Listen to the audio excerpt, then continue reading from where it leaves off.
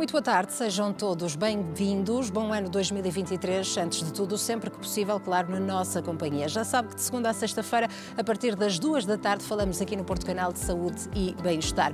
E começamos o programa e o ano também com um desafio: evitar consumir bebidas alcoólicas durante o mês de janeiro. A iniciativa Janeiro Sem Álcool ocorre em simultâneo em vários países desde 2013. Em Portugal é a segunda vez que a campanha é promovida e um dos objetivos é então que as pessoas adotem um estilo de vida mais saudável durante todo o ano. Para nos falar precisamente sobre esta iniciativa, vai estar connosco o Dr. José Presa, médico de Medicina Interna e também presidente da Associação Portuguesa para o Estudo do Fígado, que no final estará disponível para ouvir a sua pergunta relacionada com esta especialidade. No segundo bloco do programa de hoje, vamos desmistificar a dor, já que 31% dos portugueses sofrem de dor crónica. É de facto uma percentagem muito elevada e por isso queremos também ajudá-lo. Para isso, contamos com o fisioterapeuta Tiago Silva, que vai responder a algumas questões relacionadas com dor crónica, mas também está disponível para ouvir as suas perguntas no final desta nossa partilha de informação. Ora, em jeito de resumo, fisioterapia ou medicina interna são então as especialidades para o qual pode ligar para esclarecer as suas questões nesta tarde, segunda-feira, aqui no Porto Canal. Para isso, só deve marcar o número de telefone 22 508 3297 ou também entrar em contacto connosco através do endereço de e-mail consultório@portocanal.pt. Está no ar o consultório.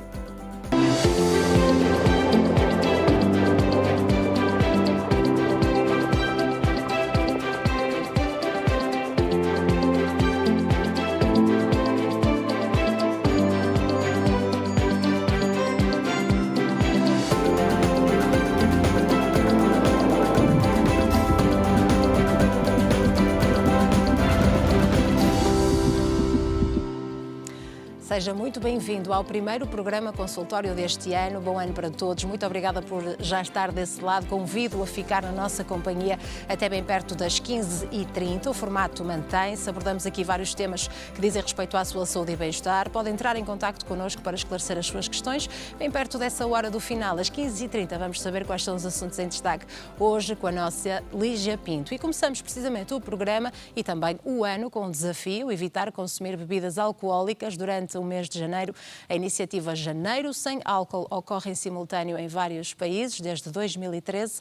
Em Portugal é a segunda vez que esta campanha é promovida e um dos objetivos é que todos nós, claro, possamos adotar um estilo de vida muito mais saudável. É nosso convidado o Dr. José Presa, é médico de Medicina Interna, é patologista e presidente da Associação Portuguesa para o Estudo do Fígado. Sr. Doutor, muito obrigada por estar aqui connosco. É um gosto sempre recebê-lo. Olá, Alexandra. É um gosto nós estarmos aqui, obviamente, da parte da APEF e meu também. E, obviamente, desejar a todo o auditório um bom ano de 2023, que é isso que nós precisamos, ter um bom ano, porque 2022 foi um ano verdadeiramente para esquecer. Claro que sim. E que possamos também contar consigo aqui. Muito obrigada, antes de mais, por partilhar connosco a sua experiência. Ora, vamos então a este desafio, Sr. Doutor. Já o ano passado foi lançado o repto aos portugueses. É possível perceber se abraçaram com vontade este desafio do Janeiro Sem Álcool? Isso gostava de poder dizer assim, de uma forma taxativa, não é? Quer dizer, claro. Mas na realidade o que eu lhe posso dizer é que, do ponto de vista daquilo que é, ou enfim, as respostas, ou o feedback que tivemos, principalmente através das nossas redes sociais, e nós também, enfim, pomos muito isto nas nossas redes sociais, é que o feedback foi muito interessante. Claro. Foi muito interessante. Mas, acima de tudo, o mais importante, não só o feedback, também é importante, mas, acima de tudo, o mais importante é este assunto ser lembrado, ser recordado, ser posto na agenda do dia, porque, de facto, é um assunto que é, no fundo, um pouco um parente pobre, não é? A doença hepática alcoólica é sempre um parente pobre da hepatologia, sendo ela, talvez, a mais importante porque é causadora de maior doença. O consumo do álcool é, em Portugal, ainda a maior causa de doença hepática em Portugal. E há aqui uma preocupação acrescida, precisamente por ser muitas vezes silencioso, não é? Silencioso, completamente. Nos primeiros anos, principalmente da doença. Completamente. E isto obviamente, aliás, isto para o auditório do Porto Canal é importante relembrar isso. E é por isso que, de facto, a comunicação social consegue levar esta mensagem de uma forma inacreditável e por isso que nós realmente agradecemos muito ao Porto Canal e a outros meios de comunicação social, porque realmente levar esta mensagem é fundamental. E vocês são, de facto, têm uma primazia fantástica para levar esta mesma mensagem. É que o consumo do álcool, tal como outras doenças no fígado, e a Alexandra já o disse muito bem, são absolutamente silenciosas. Aliás, todas as doenças do fígado são silenciosas, por norma. A não ser que quando se manifestam e que os dentes ficam tipicamente amarelos, claro, ficam ictéricos, é uma doença que silenciosamente vai degradando o fígado até que, quando tem já sintomas, já é numa doença já muito avançada. Ora, nós o que pretendemos é que os doentes não cheguem a esta doença avançada, não é? É que cheguem e que sejam diagnosticados o mais precocemente possível. Sabe que, infelizmente, o consumo do álcool e a doença hepática alcoólica é, no fundo, também muitas vezes negligenciada, a sua abordagem. Os doentes que sofrem de doença hepática alcoólica, por norma, antes de terem um diagnóstico de doença hepática alcoólica, têm, muitas vezes, inúmeros contactos com os serviços de saúde. Claro. E onde lhes é muitas vezes detectado, em análises que são feitas, precisamente que tem qualquer problema no fígado e que se antecipa esses problemas que, pelo historial, pelo motivo que o levou lá, muitas vezes acidentes de viação, quedas por embriaguez, que, na realidade, as pessoas possam ter, de facto, algum problema de álcool. E, frequentemente, é-lhes dito, o senhor tem aqui um pequeno problema no fígado, veja lá se bebe menos. Só assim, não é? Só isso. O que não é suficiente para a que pessoa não é suficiente, ter aquela motivação para mudar, portanto, para deixar de beber. É o que eu estava a dizer. Portanto, de facto, são doentes que têm muitas vezes muitos contactos com os serviços de saúde, mas que, na realidade, os problemas até são detectados, consegue-se perceber o que é que se passa, mas que não se faz, na realidade, muito pouco por estes doentes, por esta tipologia de doença. E, de facto, o que nós vemos é que os doentes depois chegam, e já chegam muitas vezes numa fase já muito avançada de doença. Nós temos que dar outra mensagem que é muito importante, Alexandre, é que a maior parte dos doentes tem a noção que só aqueles que andam permanentemente embriagados é que podem e que vão ter doença do fígado. Profundo mito. Isso é um mito que eu, às vezes, costumo brincar isso com um mito urbano, não é? Não é. Isso não é de maneira nenhuma verdade. Pequenas quantidades de álcool, e atenção, aqui abrimos outro parênteses, mulheres e homens, as quantidades de álcool são diferentes de mulher para o homem. Pequenas quantidades de álcool, mesmo assim, ao longo de um período longo da vida, são suficientes para provocar doença. Já uma vez lhe fiz aqui esta pergunta. Quando é que podemos estar perante uma pessoa que tem que pedir ajuda? E lembro-me na altura que me respondeu, uma pessoa que não bebe, por exemplo, de segunda a sexta-feira, que é aquilo mais natural, mas que ao fim de semana, para se integrar até no meio social, ser com os amigos, que bebem exagero. Exatamente. Uma pessoa que já pode começar aí a ter um problema, não é? Isso é um problema. Nós em Portugal, é muito interessante porque nós em Portugal temos um padrão de consumo que é um padrão de consumo regular de álcool. Há uma determinada faixa etária que tem um padrão de consumo regular de álcool, há outra faixa etária, principalmente os mais jovens, que têm muitas vezes um padrão de consumo que nós chamamos de binge drinker, não é? Ou seja, são o padrão de consumo esporádico, principalmente ao fim de semana. Sim. Atenção, isso é um problema porque essas mesmas pessoas que têm este padrão de consumo de binge podem ter problemas de álcool, podem ter problemas de doença alcoólica também. Portanto, não é o facto, lá está, são estes tais mitos que nós temos que é importante serem desmistificados, ou seja, só aqueles que são embriagados permanentemente é que têm doença de fígado. Não. Os que bebem também pequenas quantidades de álcool podem também ter doença do fígado.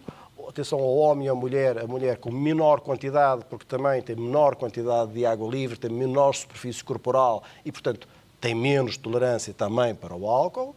E o padrão binge, que também pode dar origem à doença hepática alcoólica. Portanto, nós não podemos ver só apenas os embriagados como aqueles que têm doença. E isto é importante ser bem desmistificado, e estamos aqui no programa, que é precisamente para falarmos sobre isso, não é? Para que as pessoas não tenham estes hábitos de dizer mas eu nunca ando embriagado. Que é frequentemente aquilo que os doentes me dizem a mim nas consultas.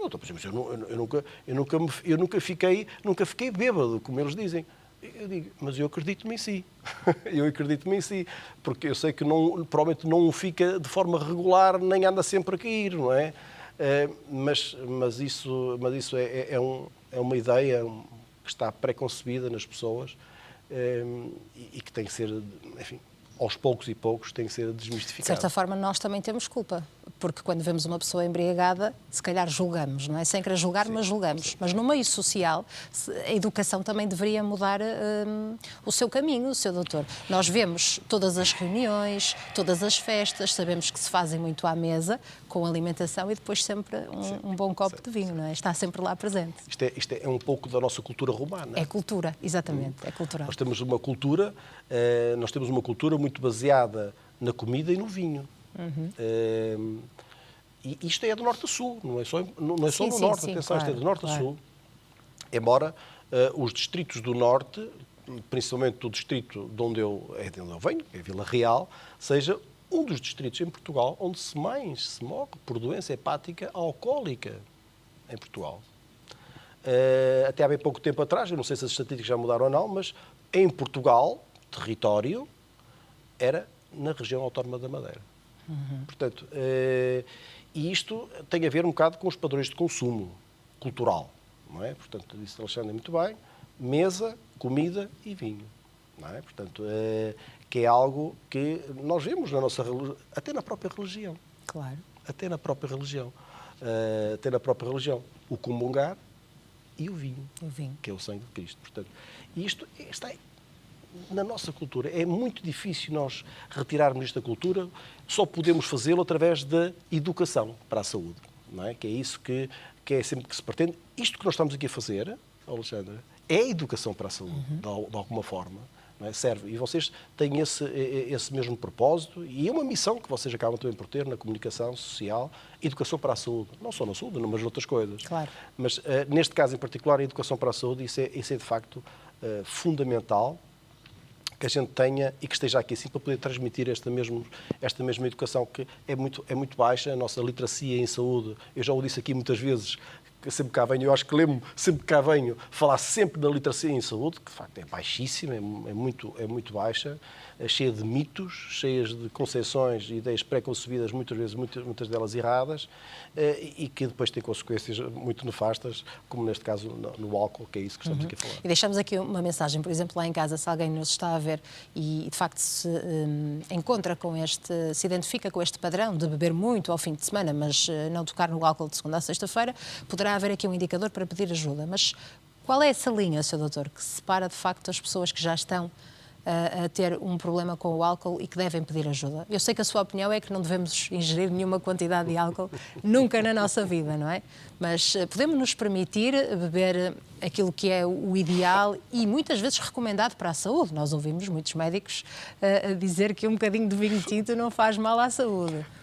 Alexandra, eu esses conceitos, são os conceitos que a mim me metem muita confusão. Aceito como uma provocação, que eu sei precisamente. Metem muita confusão, Alexandre, porque de facto o álcool e a relação que nós devemos ter com o álcool é uma relação sempre muito perigosa. Claro. É uma relação muito perigosa. E nós, lá está, quando falamos em literacia, tem a ver um bocado com isto, ou seja, nós fornecermos as ferramentas suficientes para que a pessoa avalie os seus comportamentos e saiba o que está a fazer. Porque uma coisa é a pessoa saber o que está a fazer e retrair-se de alguma forma dizendo, atenção, eu não posso beber muito porque eu sei que isto me vai fazer mal. E quando nós falamos só do fígado, atenção, temos de falar do fígado, temos de falar do coração, da saúde cerebral, dos acidentes vasculares cerebrais, que estão muito ligados a isso, os quadros demenciais ligados ao consumo exagerado de álcool, as doenças cardíacas estão também ligadas ao E só estamos a olhar para o próprio. Quantos acidentes de viação que matam outras pessoas são provocados precisamente por essa ingestão excessiva. E agora, a propósito disso, vocês vamos ver qual foi a quantidade de pessoas que foram detidas nesta época por causa de terem níveis ilegais, crime, não é ilegais, crime de álcool. Isto é uma coisa, de facto, que é assustadora, não é? Apertando essa lei, por exemplo, essa legislação. Essa legislação devia ser apertada, como é óbvio. Ou seja, claro. o 0,5 da alcoolemia devia estar muito mais para baixo, obviamente. Mas isso depois vai entroncar em outras coisas que não são muito fáceis de serem resolvidas, mas na estrada devia ser muito menos 0,5, mas muito menos 0,5. É evidente que não é muito fácil, não é muito fácil. Sabe que existem já algumas experiências europeias muito bem-sucedidas para reduzir o consumo de álcool. E à semelhança do que se passou, por exemplo, com as bebidas açucaradas, que se passou com os alimentos processados ricos em açúcar, que foram taxados por parte do governo, que mudaram a forma de taxarem estes mesmos produtos, aumentando-lhes o preço, nós conseguimos, e isto é efetivo, conseguiu-se uma redução do consumo dessas mesmas bebidas. Existem países, nomeadamente a Escócia e a Lituânia, que, aplicando essas mesmas políticas ao álcool, conseguiram uma redução do consumo de álcool. Portanto, é a única forma que nós temos, é de facto pela taxação dessas mesmas bebidas alcoólicas, aumentando os impostos que vão cair sobre essas bebidas alcoólicas, que se consegue controlar o consumo de álcool. Atenção, eu volto aqui a dizer isto e digo isto muitas vezes. Eu não estou a diabolizar o álcool, nem de longe nem de perto. Não estou a diabolizar de maneira nenhuma a indústria relacionada com o álcool. Por favor, claro, que não entendam isso mal. Eu só quero é que as pessoas tenham suficientemente ferramentas suficientes para que possam ter um comportamento adequado perante o álcool. Não existe, eu costumo dizer que só existem duas formas. Ou se bebe ou não se bebe. Não existe pouco nem muito. Ou não se bebe ou se bebe. Ponto final. Agora, mas também existe, eu sou uma pessoa que gosto muito de provérbios, porque os provérbios encerram muita sabedoria popular. Nem sempre nem nunca. Claro. Também é verdade. Também é verdade. E, portanto, se nós num jantar, e lá está, o de vez em quando, de novo, bebermos um copo de vinho, pois obviamente que não há nenhum problema nisso. Ora, se de vez em quando for todos os dias, já temos problema. Claro. Já temos problema. E isto, lá está, é uma questão de balance, ou seja, de nós balancearmos um pouco aquilo que fazemos na nossa vida. Esta é a relação que nós temos com o álcool, mas é a relação que temos com muitas outras coisas na nossa vida, quer dizer. Mas o álcool é fácil, porque o álcool, perguntava-me a Alexandra há pouco, facilmente uma pessoa se pode tornar adicta. Claro. Ao álcool. E quando a pessoa precisa de consumir para se sentir bem, então aí está o problema já um bocado grave. Porque aí já estamos perante uma situação de adição. Sintomas aditivos. E nesse momento é um momento em que já se deveria ter pedido ajuda. Não é pedir ajuda, já se devia ter pedido ajuda. Portanto, quando nós precisamos do álcool para se sentir bem, então aí é fácil. Eu lembro-me de estar aqui consigo e recebermos chamadas de telespectadores, portanto, que tinham familiares que eram viciados no álcool, desesperados a pedir ajuda, não é? Que tinha precisamente destruído uma família inteira. O álcool é destrutivo, Alexandre. O álcool é completamente destrutivo. Vai destruturar a família, a pessoa vai se desestruturar da própria sociedade. É estigmatizante, e já falou um pouco sobre o estigmatizante. Sim. Por isso nós abandonamos, por exemplo, a denominação de alcoolismo, e deve ser abandonada, porque a designação alcoolismo é muito estigmatizante. Devemos usar mais a perturbação do uso do álcool, como também uma pessoa que seja alcoólica. Não se deve, isso são termos que são estigmatizantes, não servem para resolver o problema, antes, pelo contrário, vão agravar ainda mais o problema, porque fazem com que as pessoas, ao terem o estigma, se afastem mais dos cuidados de saúde para não serem chamados, não serem vistos como alcoólico ou aquele que sofre de alcoolismo ou padece de alcoolismo. Portanto, isso são termos que nós não devemos usar de maneira nenhuma e, graças a Deus, aos poucos e poucos vamos vendo que a própria comunidade médica vai abandonando um pouco estes mesmos conceitos, que já são muito antigos, não é? E devemos usar a perturbação do uso do álcool e como também doença hepática relacionada com o álcool. É assim também o termo mais correto que nós devemos ter. Sr. Doutor, muito obrigada mais uma vez pela sua presença. Vamos ouvir então agora os nossos telespectadores que estão então à vontade para partilhar aqui histórias, testemunhos ou também esclarecer alguma questão relacionada com a medicina interna ou a patologia. Estamos deste lado e queremos ajudá-lo. Pode fazê-lo através do número de telefone 22-508-3297 para se inscrever, 22-508-3297, ou também enviar toda esta informação para o endereço de e-mail consultório@portocanal.pt. Eu conto consigo. Até já.